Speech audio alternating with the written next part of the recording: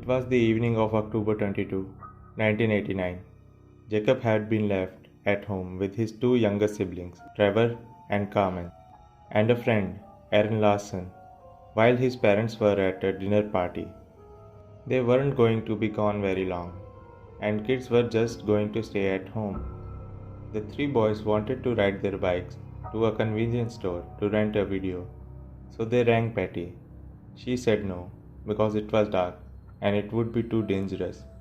So the boys rang Jacob's dad, Jerry, promising that Jacob would wear a reflective vest and Trevor would carry a torch, and they would get a 14-year-old neighbor to come around and babysit Carmen. Jerry said yes. The store was not much more than a kilometer away from where the boys lived in the small town of St. Joseph, Minnesota. Before long, they were on their way home with the video Naked Gun. But as they rode down a dark stretch of road, a man with a handgun, wearing a mask, leapt out in front of them. He told the boys to get off their bikes and lie face down on the road. He asked their ages and told Trevor to run into the woods, warning him not to look back or he will shoot him. He told Jacob and Aaron to turn around so he could see their faces. Then he told Aaron to run into the woods, again warning that he would shoot him if he looked back. The man grabbed Jacob's arm and dragged him away. Trevor and Aaron ran back to Watling House. The neighbor's dad immediately called Patty and Jerry, as well as the police. It took the police just 6 minutes to get to the spot where Jacob had been abducted. A search began immediately, involving a helicopter as well as officers on foot. Everybody thought that within few hours they will find Jacob, but they didn't. There was no sign of Jacob. FBI agents and National Guard troops joined the search, but they found nothing. The townspeople formed a Friends of Jacob Watling Center. They donated money for a reward fund. When there was call for volunteers to mail out flyers, more than 1,000 people turned up, from a town with a population of only 4,000. Despite thousands of tip-offs, none led to Jacob.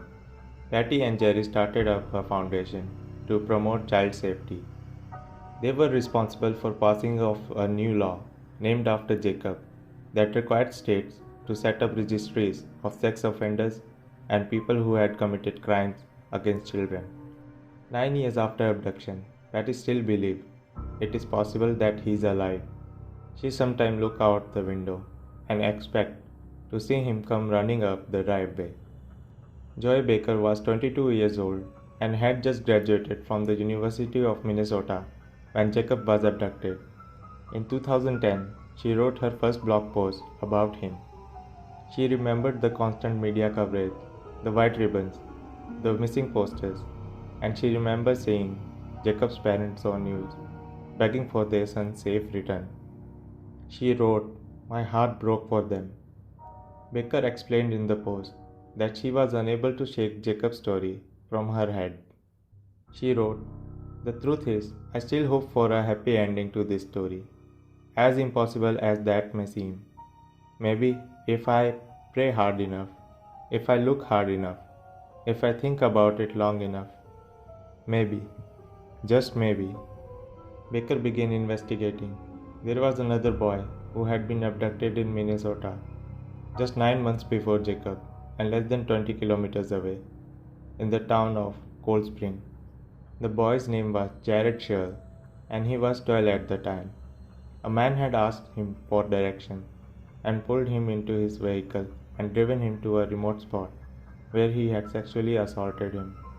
The man had let the boy go, but had told him that if he looked back, he would shoot him. Baker contacted Sherrill. Together they discovered that other boys had been sexually assaulted in the nearby town of Painesville in late 1980s. They tracked down the victims and spoke to them. In some of the cases, the man had made the similar threat about shooting them.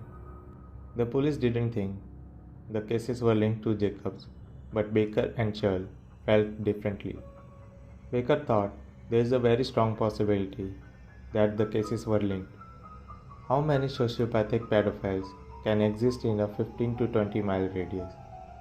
She even had a name, a man who had been considered as the suspect in Jacob's abduction back in 1989 but had been released.